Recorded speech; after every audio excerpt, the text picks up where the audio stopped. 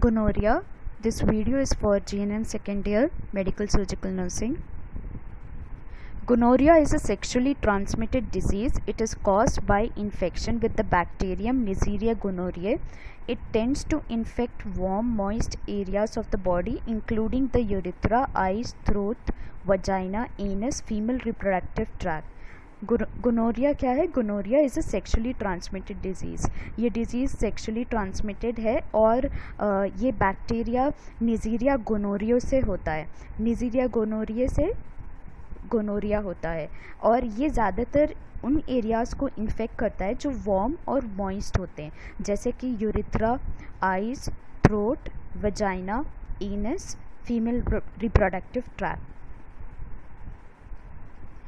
इसका ट्रांसमिशन कैसे होता है? Gonorrhoea passes from one person to another person through unprotected oral, anal or vaginal sex. People with numerous sexual partners or others or those who don't use a condom are at a greater risk of infection. तो या तो ज़्यादा numerous sexual partners हो या फिर जो unprotected sex करते हैं उनसे गोनोरिया एक पर्सन से दूसरे पर्सन में ट्रांसमिट हो सकता है.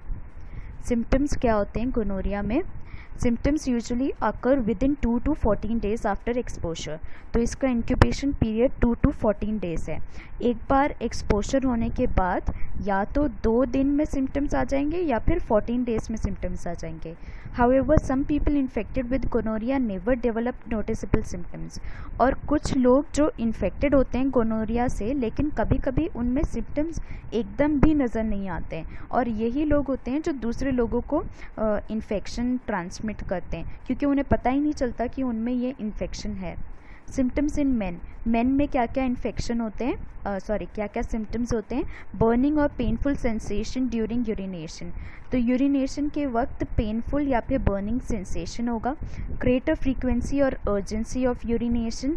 ज़्यादा फ्रीक्वेंसी में यूरिनेशन होगा या अर्जेंसी ज़्यादा होगी, मतलब बार बार पेशेंट वॉशरूम जाएगा यूरिनेशन के लिए. A pus like discharge from the penis.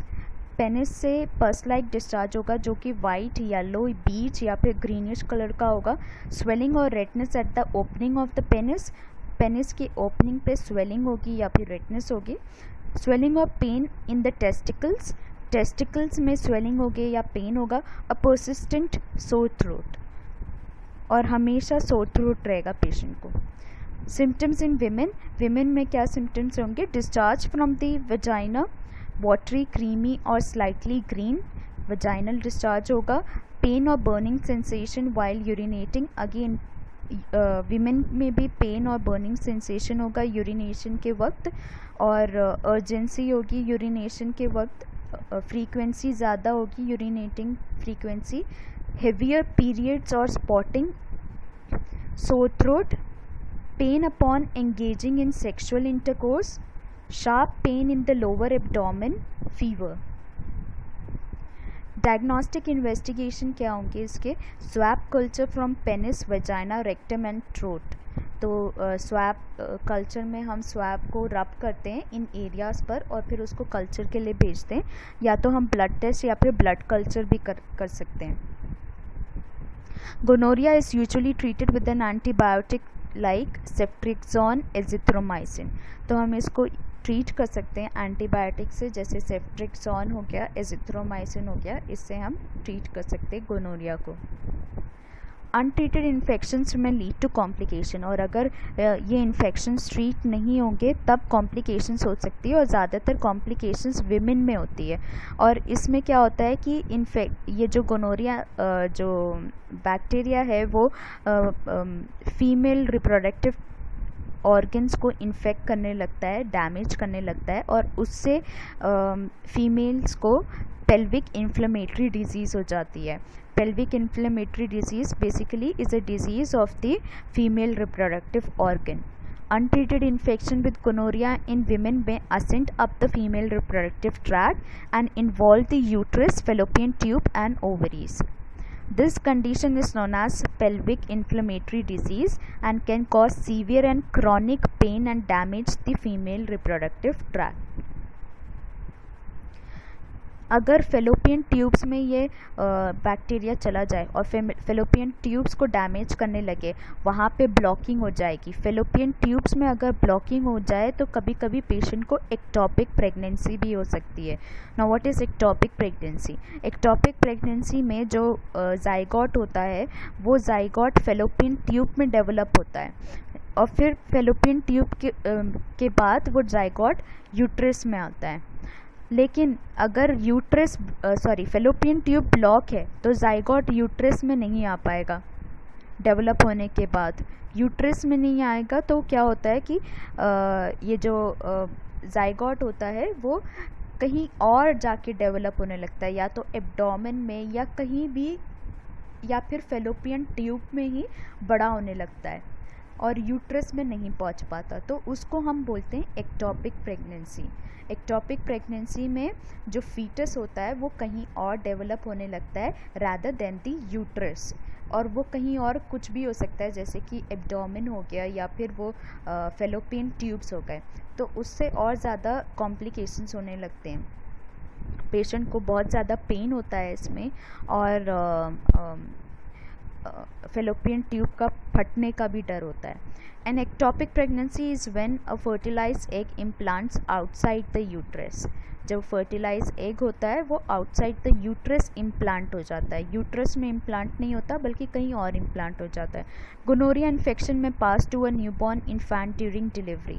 तो इससे पहले भी मैंने आपको बताया था कि सेक्सुअली ट्रांसमिटेड डिजीज़ में अगर वीमेन को कोई भी किसी भी तरीके का सेक्सुअली ट्रांसमिटेड डिजीज़ हो, चाहे वो हर्पेटिक सोर्स हो, जेनाइटल हर्पीस हो या फिर गोनोरिया हो, अगर हम पेशेंट का नॉर्मल वेजाइनल डिलीवरी करेंगे तो नॉर्मल वेजाइनल डिलीवरी के वक्त न्यूबॉर्न को भी उसका एसटीडी या सेक्सुअली ट्रांसमिटेड डिजीज़ ट्रांसमिट हो सकता है। तो इन पेशेंट्स के लिए हम सिजेरियन सेक्शन करते हैं।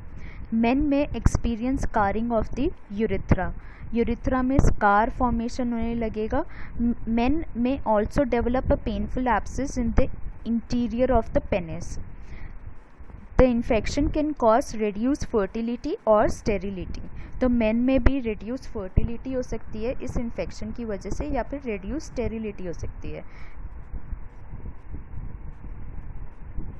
When gonorrhea infection spreads to the bloodstream, और जब गोनोरिया ब्लड स्ट्रीम में फैल जाता है तो मेन और विमेन दोनों में अर्थराइटिस के सिम्टम्स नज़र आते हैं। हार्ट वॉल डैमेज होने लगता है, inflammation of the lining of the brain और स्पाइनल कॉर्ड, मेनिंजाइटिस होने लगता है। These are rare but serious conditions. ये बहुत कम होते हैं लेकिन बहुत ज़्यादा सीरियस कंडीशंस है ये। The safest way to prevent gonorrhea or other STDs is through abstinence. Abstinence का मतलब होता है to have no sexual intercourse. तो इस डिज़ीज़ को प्रिवेंट करने के लिए, एक दूसरे से ट्रांसमिट ना हो, तो इसके लिए ज़्यादा अच्छा है कि पेशेंट एब्सटिनेंस में रहे। एब्सटिनेंस का मतलब होता है to have no sexual intercourse. Use of condoms, या फिर कॉन्डम्स का यूज़ करें। To have one sexual partner, क्योंकि ये डिज़ीज़ उन लोगों को स्प्रेड होता है जिनके मल्टीपल सेक्सुअल पार्टनर्स होते हैं, तो इसीलिए to have one sexual partner can prevent the transmission of disease. Thank you.